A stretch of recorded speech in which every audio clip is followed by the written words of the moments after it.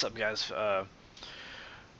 Team Swagma Beouf here, bringing you with a brand new deck profile. This is, well, it's not really brand new. It's my updated Yosenju deck. So we're going to be jumping right into it. Don't forget to leave a comment and subscribe.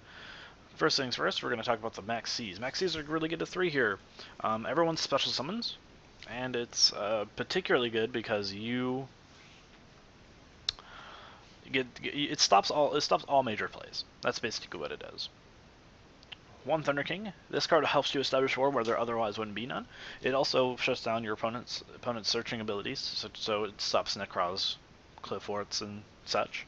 It also prevents that one summon, which Pendulum Summoning is generic. I'm not sure if it stops the one card or it stops all 5, because some judges rule it differently. It's really stupid. They should just come to a consensus and figure that out. But that's another rant for another day. Kama 1. Kama 1's really good because it bounces. It also comes out your other pieces, which are really good. 3 Kama 2.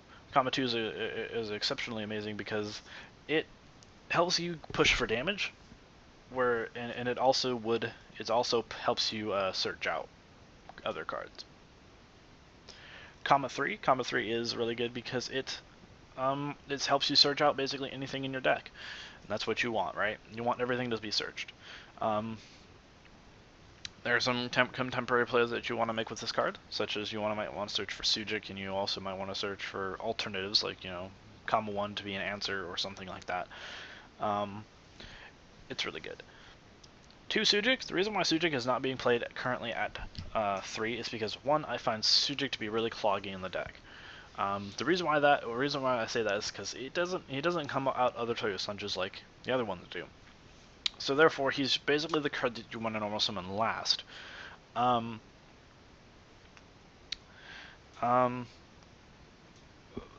thing is that it's a Jurghetto and an Honest. That's why I say that it's really good at 2. Dark Hole. Dark Hole is really good because you have no board, other than Rai-Oh and maybe an Xyz monster. But other than that, you generally don't have a board. Dark Hole is basically your 1/2 stop for most cards. Dimensional Fissure. Dimensional Fissure helps you against those pendulum decks, which tend to be a really big issue, except maybe Ignites. But against like Cliff Forts and that's basically it. It's really dumb. So yeah, it's also really good against Infernoids. 3 Tenki. Tenki is really good because it searches out everything in your deck, so that's why I run it. 3 Duality, because you don't special summon, so that hindrance is not even a problem to you, and you basically get a search card. 1 Raigeki, 1 Bottomless, 2 Light-Imprisoning Mirror. This is where my deck kind of gets a little crazy. Why am I running Light-Imprisoning and Shadow-Imprisoning at 2? Well, it stops the meta, for the most part. It stops 3 decks in the meta, and that's really good. Burning Abyss and Stellarknights are a really bad matchup for this deck, and Light-Imprisonings and Shadow-Imprisonings kind of cope with that. It might seem a little off, and it might seem a little weird, but it makes sense. Because generally, you're going to want to stop their plays before they even make them. And that's why you're running you're running a stun deck. This is a stun variant. This is a very stun deck. Stun heavy deck. Well, at least you can run it 2 ways. You can run it very aggressively or very stunny. And this is very stun. Macrocosmos, it basically eliminates the graveyard. It's good against all decks, generally. Except for, Ritual Beasts that benefit off banishing. We have 2 mistakes, because even though you search a lot, you generally activate this card during your opponent's turn, and you activate it during a turn, or you activate it during a turn where you don't plan on searching at all.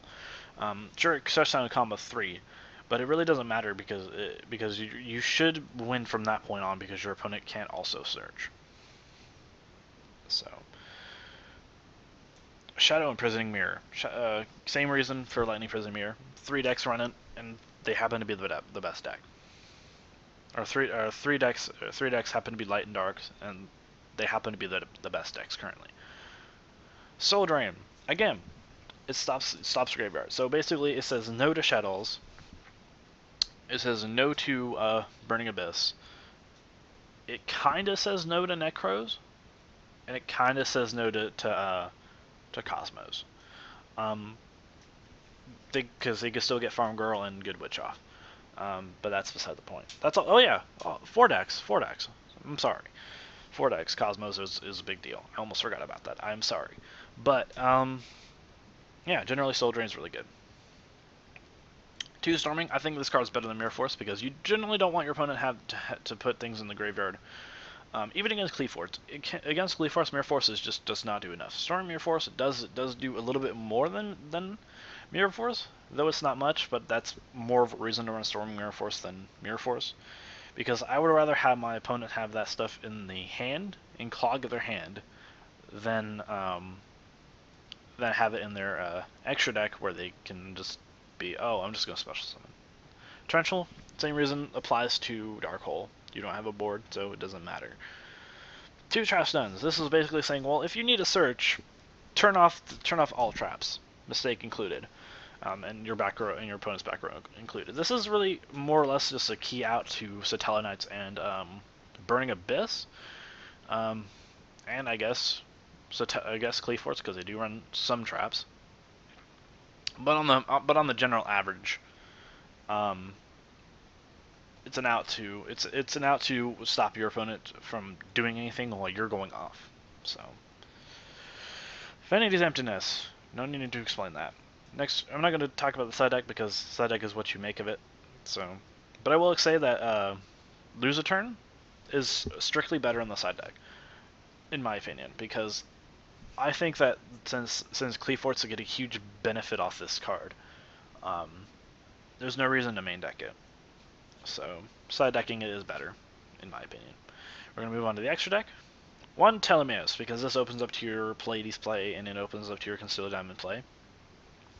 Delteros, because it helps you, because it's a really good card. It's a really good generic rank 4. That helps you establish board and helps you get a big boss monster.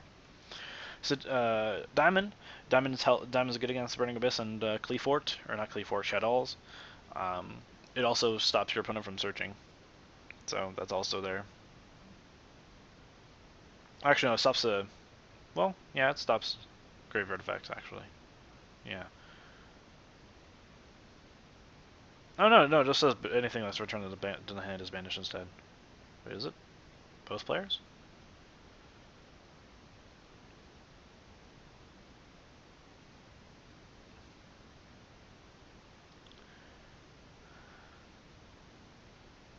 Huh. That's interesting. Rhapsody is really good. Diamond Crab King. Diamond Crab King is an out to towers, and that is a problem, to be honest. Ragnazero. 101, because it's self-explanatory. Chidori is really good, because all your monsters are wind, so. Cowboy. Ourobouros. Ourobouros is really good. Exciton Knight. Pleiades. Castel. Cairngorgon, and Abyss Dweller. Abyss Dweller is really good. So, yeah, that's the deck. Hope you guys enjoyed. And Team Swagma Beouf signing out.